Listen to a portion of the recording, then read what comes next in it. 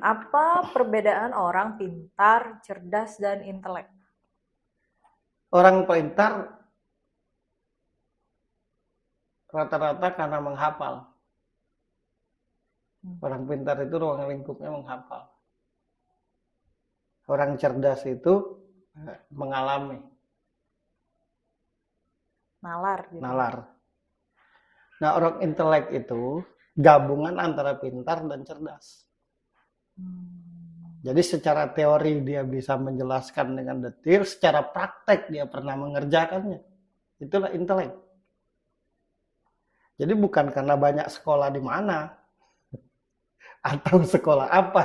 Oh, jadi pernah sekolah di mana-mana itu belum tentu. Iya belum. Jadi secara teori dia bisa menjelaskan secara detail, secara praktek dia bisa melakukan. Itulah disebut intelek. Dan omongannya pasti sangat gampang dimengerti.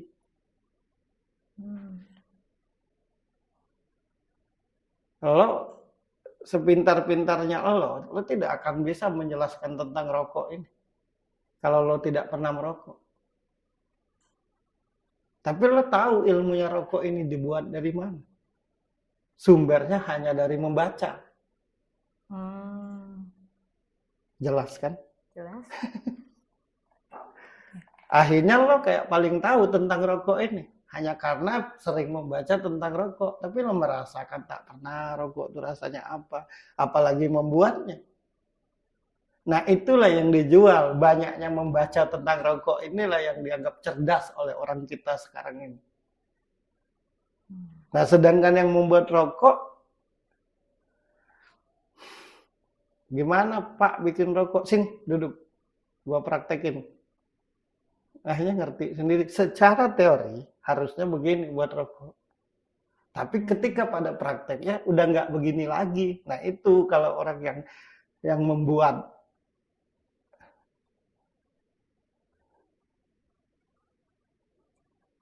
Oke. Teori itu, fungsinya teori itu untuk mempermudah, mempraktekkan apa yang kita buat. Itu gunanya teori itu. Nah sayangnya digunakan untuk diperdebatkan, diargumenkan. Jadi disimpulkan, misalkan setelah buat pesawat sempurna, disimpulkan tata caranya, dicatat. Teorinya agar gampang begini. Nah, tapi setelah tahu begini, dipraktekin bikin pesawatnya. Nah, yang bisa melakukan itu mayoritas para pekerja, bukan ahli bicara. Oke. Menurutku orang-orang yang berdebat itu cuma ahli bicara. Makanya kerjaannya berdebat. Kalau nggak berdebat ya nggak dapat duit. Nah, apa sebenarnya tugas seorang kritikus menurut lo? Dan apa tanggung jawab menjadi seorang kritikus? Memberi solusi tanggung jawab. Tugas seorang kritikus ya mengkritik untuk membangun. Mengkritiknya itu untuk membangun, bukan menyalahkan. Kalaupun di matanya salah, gimana caranya? Dia kasih jalan keluar. Begini dong biar nggak salah lagi. Jadi tugasnya pekritik itu adalah mengkritik untuk membangun supaya jadi lebih baik. Tidak hanya di situ, kemudian dia kasih tahu caranya. Oke. Itu kritikus namanya. Tapi kalau cuma bilang jelek, bilang kurang bagus, kurang ini, itu bukan kritikus. Itu nggak ada kerjaan. Orang-orang kayak gitu tuh sudah pasti begini praktek hidupnya. Orang-orang tinggal landas, dia tinggal di landasan. Perhatikanlah, setiap yang banyak bicara di Indonesia ini kan nggak jadi apa-apa. Kebetulan yang bertanya dengan dia tuh orang-orang bodoh. Cocok. Yang kritik bodoh, yang bertanya bodoh. Kan kalau banyak dianggap benar kan? Ya, kebanyakan berpikir seperti itu. Orang yang belajar secara akademis itu berpikir kan kebanyakan menggunakan logika. Ya. Nah, gimana sih biar seimbang gitu antara menggunakan logika dan juga menggunakan apa ya? Nalar. Kalau nalar bukannya pikiran juga, maksudnya antara pikiran dan hati gitu, seimbang. Ya seimbang itu begitu kita pintar secara akademik dibarengin dengan praktek. Jangan hanya diingat dan dihafal aja teori logika tuh. Jadi logika sederhananya kalau mau ke Bogor itu begini, tapi nggak ke Bogor. Harusnya ke Bogor dulu, barengin. Jadi sembari mikir, sembari jalan. Oke. Kenapa sih yang nggak bisa kita logikakan? Apa? Apa hal yang nggak bisa kita logikakan? Keyakinan. Jadi segala sesuatu yang di luar, segala sesuatu yang sudah tidak bisa lagi pakai logika, yang kita pakai adalah keyakinan. Hanya keyakinan yang nggak bisa dilogikakan. Jadi kalau orang yang melogikakan keyakinan, ya itu bukan keyakinan. Okay. Sebaik apapun lo ke aku, seramah apapun lo ke aku, sehormat apapun lo ke aku, kalau aku tidak percaya, atau sebaliknya. Artinya kan pada saat untuk mempercayaimu tuh tidak hanya pakai logika lagi kan. Betul. Tapi dia udah baik loh, tapi dia udah menghormatimu, tapi dia sudah kasih sayang. Iya, saya saksikan, tapi hati kecilku berkata, aku tidak yakin. Masuk logika nggak? Enggak. Rata-rata orang yang selalu menteorikan sesuatu gitu. Kenapa pada akhirnya jadi nggak punya keyakinan? Atau bahkan ada yang nggak percaya sama Tuhan gitu. Karena semua teorinya itu tidak dia laksanakan. Dia hanya ceritakan dan dia menyuruh orang untuk melakukannya.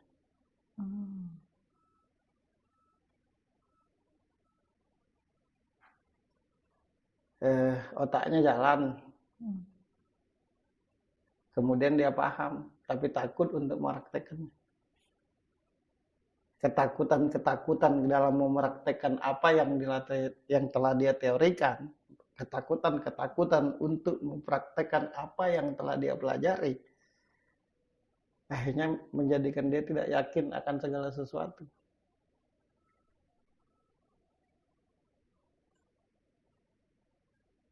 Kan gitu.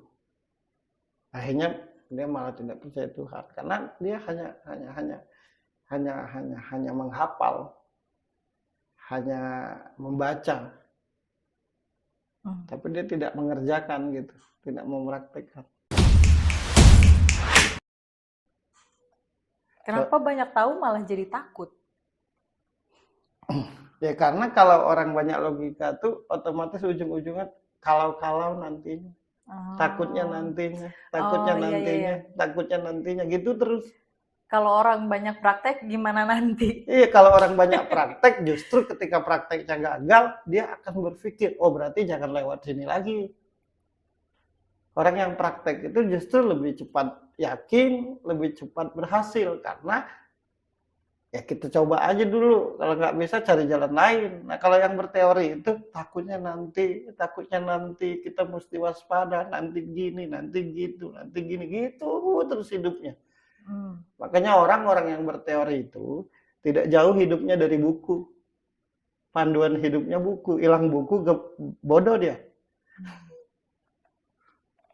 Karena kalau orang yang terjun langsung praktek tidak takut akan gagal, yang penting dijalani dulu. Kadang musibah di Indonesia ini sibuk berteori, banyak yang mati. Begitu ada musibah langsung turunkan tim SAR. Nah, yang berteori jangan lewat situ, nanti gini, nanti gitu, nanti gini. Yang korban tambah banyak. Dan orang yang berteori itu paling suka ngobrol. Ngobrol untuk mengargumenkan apa yang dia pahami, yang belum pernah dia praktekkan.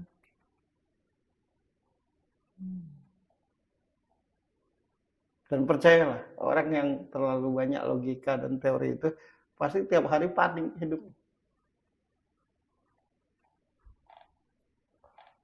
Ngerokok takut nanti gini, makan takut nanti gitu, kebanyakan tidur takut. Karena teorinya kalau kebanyakan tidur nanti.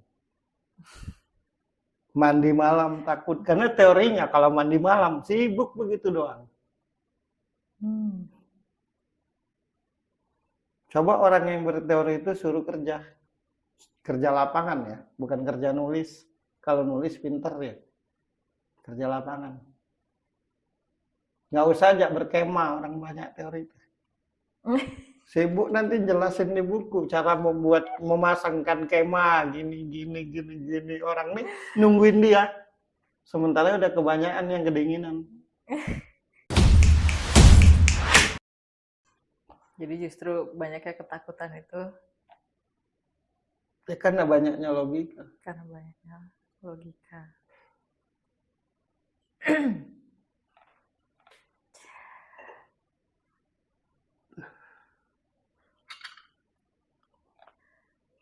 Nah, buat gue lu ini kan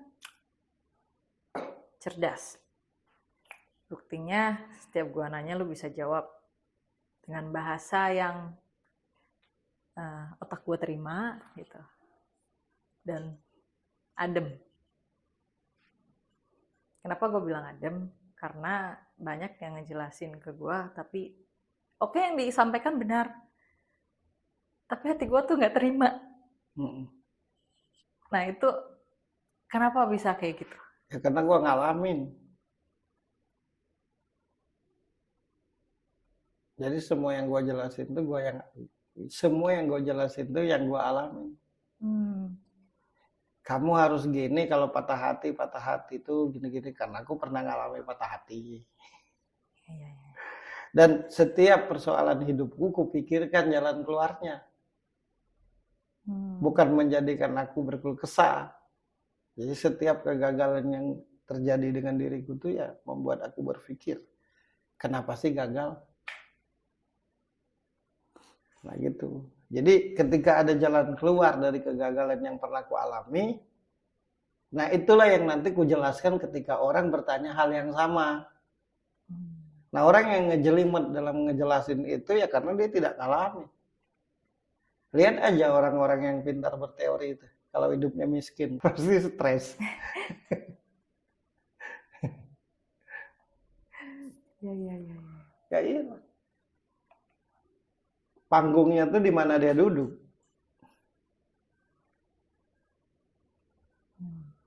Dan pasti senang berkumpul sama orang untuk mendebat.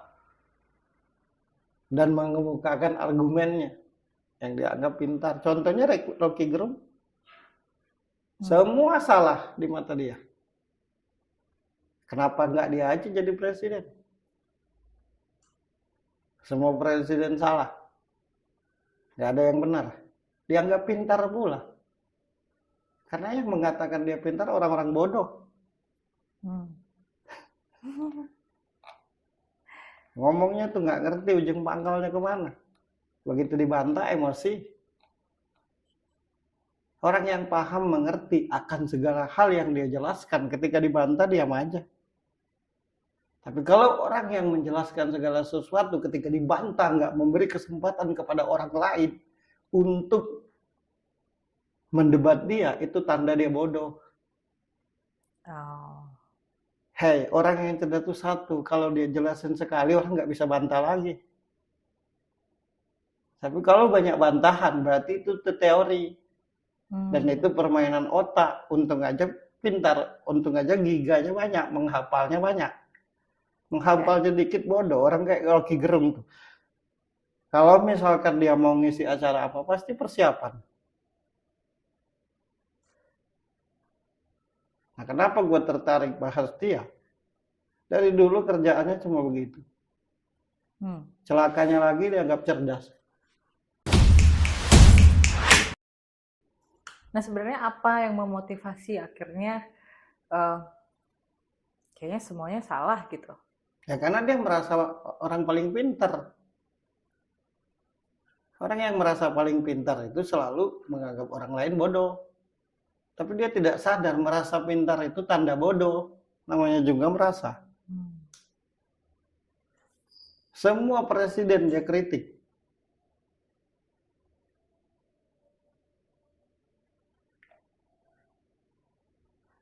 Ada kalimatnya itu, ya tergantung emosi yang Kwajak bicara, bagaimana dia ngontrol emosi. Berarti tujuan bicaranya cuma untuk itu kan. Dan tidak hanya dia aja yang begitu. Lihatlah debat di sana sini. Saling maki, emosi. Gak ada wibawanya sama sekali.